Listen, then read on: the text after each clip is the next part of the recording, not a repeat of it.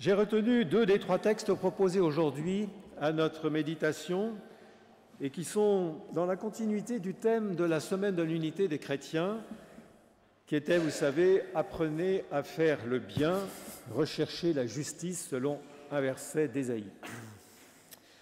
D'abord, dans le Premier Testament, dans le livre du prophète Sophonie, au chapitre 2 et ensuite au chapitre 3, 2 versets.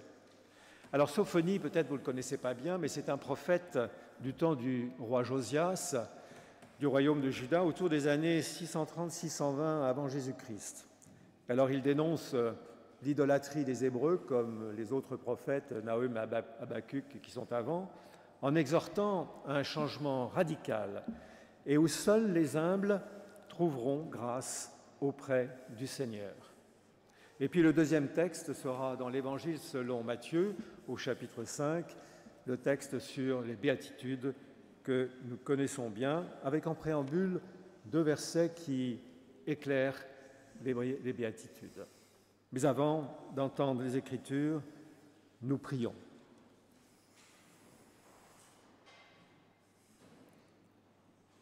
Dieu notre Père, dans la Bible, ta parole est une belle collection de perles. Nous pouvons les admirer, les mesurer, les évaluer. Mais ce matin, ce n'est pas de pierres précieuses dont nous avons besoin, mais de nourriture pour notre vie. Alors nous t'en prions, accorde-nous la grâce de ton esprit pour que les perles deviennent semences, que l'Écriture se transforme en source de vie, que ta parole devienne pain pour le chemin. Amen.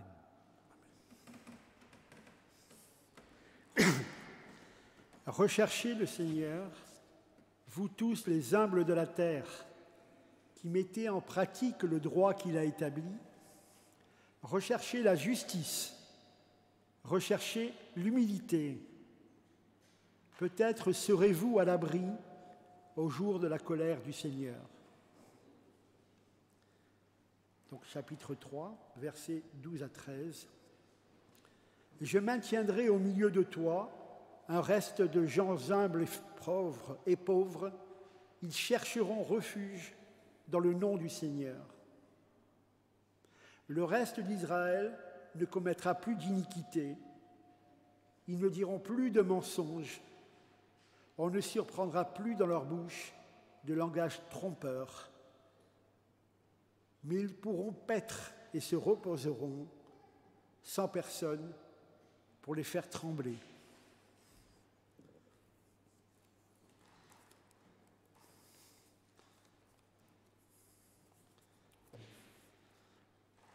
Donc dans l'évangile de selon saint Matthieu, chapitre 4, versets 23 et 25, et chapitre 5, versets 1 à 12. Jésus parcourait toute la Galilée, enseignant dans leur synagogue, proclamant la bonne nouvelle du règne et guérissant toute maladie et toute infirmité parmi le peuple. Sa renommée se répandit dans toute la Syrie.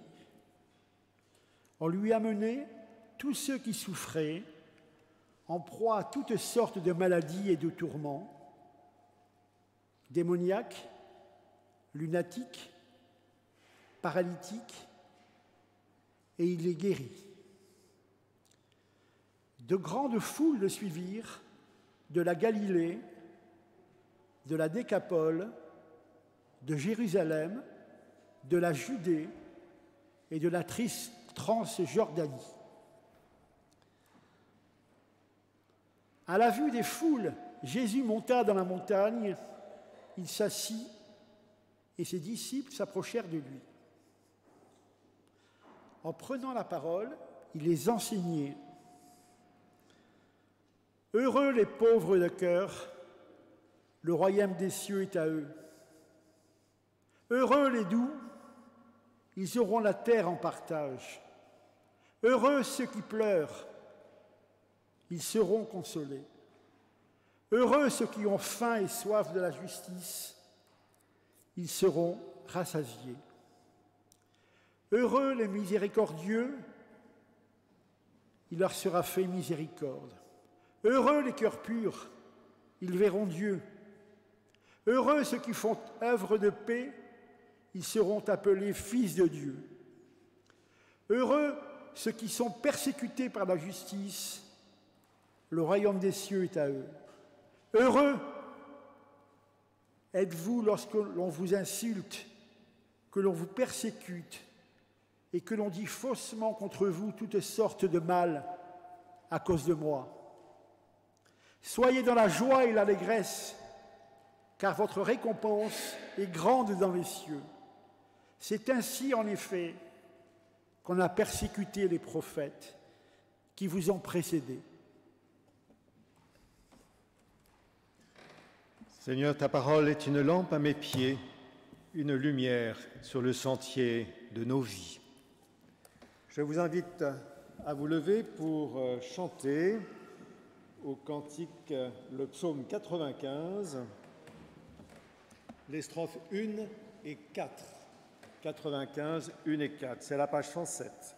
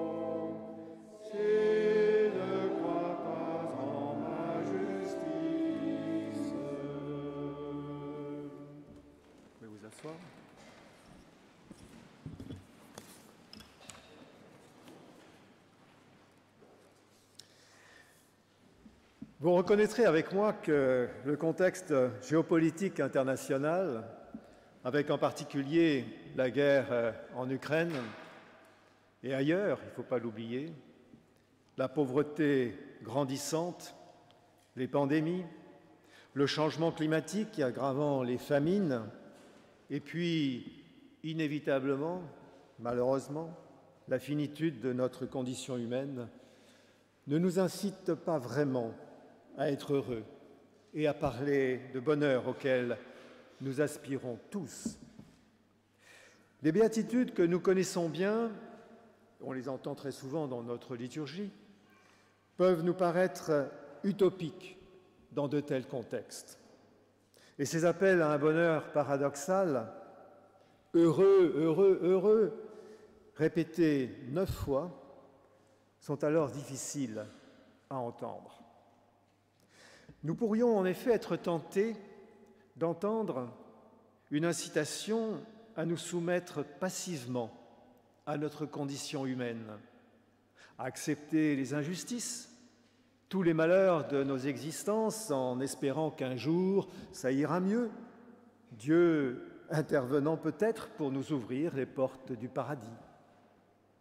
On pourrait aussi ne pas se sentir concerné par la pauvreté, les affligés, les persécutés de la justice, parce qu'au fond, Jésus ne s'adresse pas directement à nous. Quand on lit bien le texte, il dit « Heureux ceux qui pleurent, heureux ceux qui ont faim, heureux ceux qui font œuvre de paix, etc. » Sauf dans la dernière béatitude où il dit « Heureux êtes-vous ».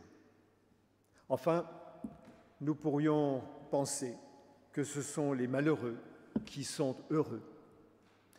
Évidemment, ce serait faire fausse route et ne pas goûter dans ce très beau texte les saveurs du royaume, c'est-à-dire le bonheur et la joie, dans un royaume qui commence maintenant au-dedans de nous, dira Jésus lui-même plus tard.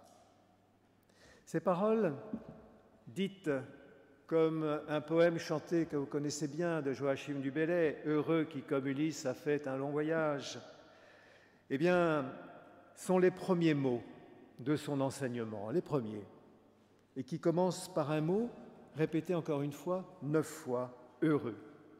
Jésus est un bon enseignant, il sait que la répétition, c'est la base de l'enseignement. Et puis ce « heureux », c'est le premier mot du premier psaume. Vous savez, ce psaume qui dit « Heureux l'homme qui ne suit pas les projets des méchants », etc. Il est comme un arbre planté auprès d'un cours d'eau.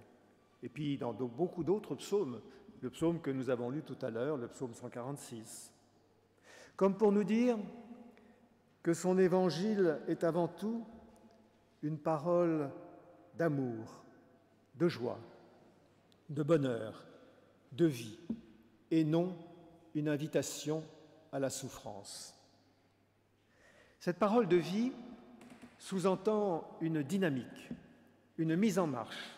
Et c'est ce que André Chouraki, après la découverte des manuscrits de la mer morte, soulignera dans sa traduction hébraïque en remplaçant le terme hébreu, traduit du grec makarios, par « en marche », pour dire le processus jamais totalement accompli du bonheur qui nous est promis. Et puis d'autres traductions, comme la Bible littéraire de Bayard, elle mentionne, elle, la joie de ceux qui, ou entraînés vers la joie. Et puis dans les traductions anglaises, on utilise le mot blessed, c'est-à-dire béni, donc cette notion de bénédiction est très beau. Quelles que soient les traductions, les béatitudes qui sont, vous le savez, l'introduction au très long sermon sur la montagne, le discours sur la montagne, qui prend 3 chapitres dans l'évangile de Matthieu, donc 5, 6 et 7, eh bien, nous trace un chemin de vie où le bonheur nous est offert par celui qui le proclame, Jésus, le Christ Sauveur. Un bonheur qui n'est pas un état statique de félicité béate, mais une démarche qui nous conduit dans la joie à la rencontre de Dieu, à sa bénédiction, à sa grâce, à son amour, et nous incite à l'action. Jésus ne prononce pas ces paroles, bien sûr, en l'air. Elles traduisent ce qu'il a déjà vécu en ayant été confronté, dès le début de son ministère, à toutes les souffrances que l'humanité peut rencontrer. C'est la raison pour laquelle nous avons lu les premiers versets. Dans les foules qui le suivent, il n'y avait probablement que des gens simples, des pauvres, des malades, et certainement pas des riches ni des bien portants, parce qu'il dira lui-même plus tard, ceux-là n'ont pas besoin de médecins. À tout cela, alors les cabossés de la vie, il leur dit ce matin, vous pouvez être heureux, votre bonheur est ailleurs que dans la richesse matérielle, il est dans une démarche spirituelle, à ma suite. Ces paroles de miséricorde, de simplicité, vous l'avez déjà compris, sont le visage de Jésus lui-même et préfigurent tout son ministère qui sera centré sur les plus défavorisés. En les suivant, nous sommes invités à en être le reflet, en faisant preuve de compassion, de générosité et à revêtir la douceur de son amour pour habiter la joie de Dieu. Dans l'évangile de Matthieu, Jésus, vous l'avez entendu, monte sur une montagne pour instruire les disciples, tandis que dans l'évangile de Luc, où il y a un autre texte sur les béatitudes, il descend d'une montagne vers un endroit plat une sorte de plaine pour instruire la foule des pauvres. Alors c'est assez intéressant parce que chez Luc, ça veut dire que l'Évangile vient à nous. Tandis qu'avec Matthieu, c'est nous qui allons à sa rencontre. Mais finalement, peu importe le lieu d'où le message est délivré, que cette chair d'où nous prêchons soit plus ou moins haute. Ce n'est pas ça l'important.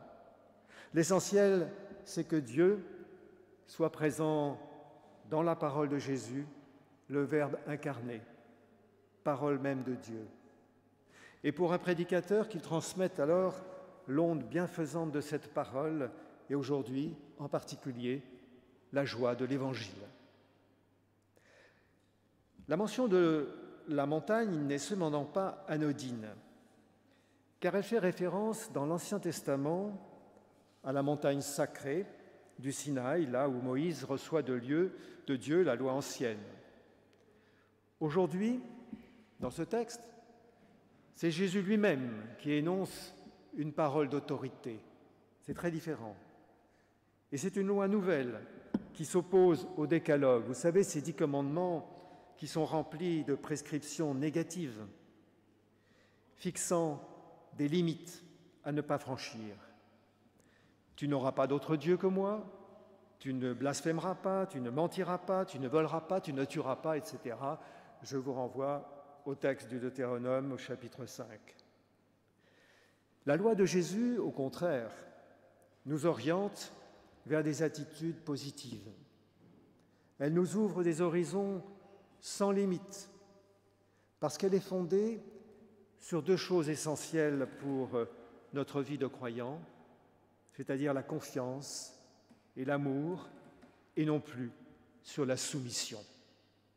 Elle s'adresse au cœur de chacun d'entre nous, au plus profond de nous-mêmes, dans une démarche d'humilité et de vérité qui nous dit « Va vers toi, là où Dieu t'attend, comme Abraham qui se met en marche vers le pays que Dieu lui montrera. » C'est la signification de la feuille de culte, de cette photo sur la feuille de culte.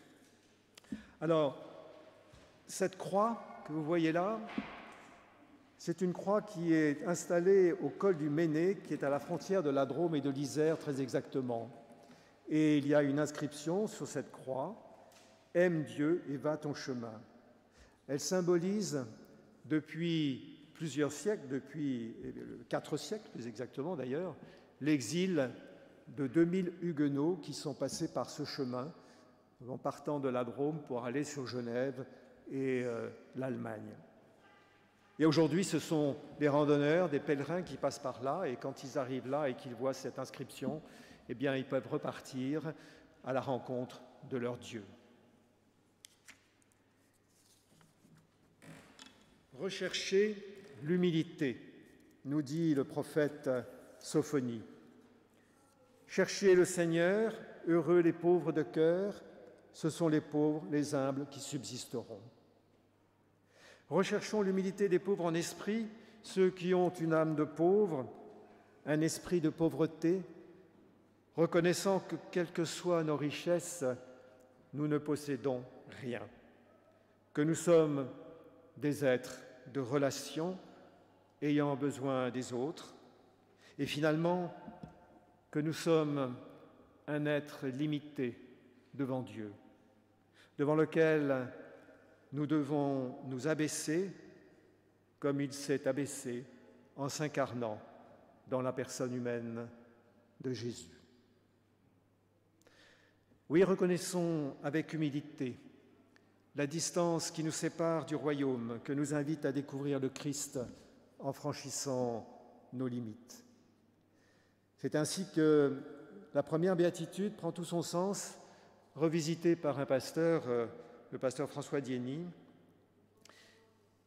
Entraîner vers la joie ceux qui ont conscience et acceptent les limites de leur esprit, le règne illimité de Dieu est pour eux. Alors où nous situons-nous ce matin? Du côté des nantis ou des pauvres? Des rassasiés ou des affamés? Des favorisés ou des révoltés des injustices. Qui sommes-nous en vérité? Alors pour le savoir, sortons de notre zone de confort et élargissons l'espace de nos tentes. Gravissons ensemble avec confiance la montagne d'obstacles qui nous aveugle pour nous rendre disponibles à Dieu et aux autres. Jésus n'instruit pas la foule demeurée au pied de la montagne, mais les disciples. Ce sera plus tard qu'il instruira la foule. C'est à eux seuls que le discours sur la montagne est adressé comme une sorte de charte du royaume, dont il vient d'élire avant les premiers ouvriers en recrutant ses disciples.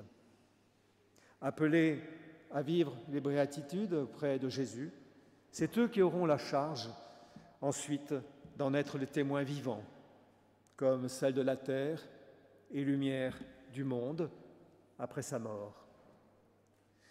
Depuis ce jour-là, les disciples ont parcouru le monde, et c'est grâce à eux que nous sommes là, ici, 2023 ans après, assis sur ces bancs, à l'écoute du Maître, du Rabbi Yeshua, de Jésus, présent par sa parole. Pour encore une fois, mieux comprendre le Christ que nous confessons, et qu'ainsi, à notre tour, nous puissions être ses témoins, au risque d'être moqués, sans aller à être persécutés de nos jours, du moins ici, pas en France. Mais témoins de quoi? Eh bien, témoins d'une promesse et d'une espérance. Les premières paroles de Jésus nous concernent tous, que nous soyons croyants ou pas, ou dans le doute, parfaits ou imparfaits, parce qu'elles donnent des solutions pour vivre ensemble harmonieux, un vivre ensemble harmonieux et durable auquel nous aspirons tous. Et elles nous saisissent par leur exigence, et elles ressuscitent aussi, en même temps, le goût de la vie par la grâce qu'elles révèlent. Car Dieu, en Jésus le Christ, nous le promet. Si notre vie est remplie de larmes, de souffrances physiques ou morales, nos épreuves trouveront une fin. Il nous promet un bonheur en plénitude dans son royaume. Alors rien que cela, ça doit nous mettre en joie et nous rendre heureux. Cependant, ce bonheur a deux visages. Un visage du présent et un visage qui est tourné vers l'avenir. Le présent, c'est un bonheur fragile, incomplet et donc insatisfait. Dans un monde loin d'être parfait, où la réalité, c'est que les pauvres en esprit ne sont pas vraiment heureux, ceux qui ont faim ne sont pas rassasiés, et où la justice est perfectible. Le monde n'atteindra la perfection que dans un au-delà eschatologique. Et c'est ce que traduisent les verbes au futur, où les pauvres obtiendront le royaume des cieux, ceux qui pleurent seront consolés, et ceux qui ont faim seront rassasiés. Les pleurs, les souffrances, les injustices font partie de la vie. On ne peut pas les supprimer. Mais par contre, on peut y faire face en les assumant avec Jésus. Croire en Jésus, c'est croire dans cet avenir porté par l'espérance, celle du pauvre de cœur, de ceux qui pleurent, des humbles, les doux, ceux qui ont soif. Les béatitudes, sans attendre l'avènement de la résurrection, nous invitent à nous engager pour participer à l'amélioration du monde, dans la cité, dans nos familles, dans nos églises, dans les entraides, comme ici à l'entraide des Batignolles. Alors, chers amis, chers frères et sœurs, heureux sommes-nous, enrichis par la parole, de pouvoir répondre maintenant à l'appel de Dieu qui a besoin de cantonniers pour préparer la route de retour du Seigneur, et puis aussi celle de notre futur pasteur. Et comme un bonheur ne se vit pas seul durablement, mais qu'il se partage, je vous propose de marcher ensemble avec enthousiasme, c'est-à-dire en Dieu, dans la joie de l'évangile de Jésus le Christ, qui vous proclame par la voix de Thierry Lenoir, qui est un pasteur suisse, qui a écrit un très beau livre qui s'appelle « Donner du sens à l'essentiel ». En marche vers le vivant, vous les affamés du souffle, oui, pour vous, le ciel s'ouvrira. En marche vers le vivant, vous les unifiés du cœur, oui, vous verrez Dieu. En marche vers le vivant, vous les artisans de la paix des profondeurs, oui, vous serez filles et fils de Dieu. En marche vers le vivant, vous les malmenés de l'existence, oui, l'horizon des possibles est ouvert. En marche dans la joie, oui, le tout autre vous appelle. Amen.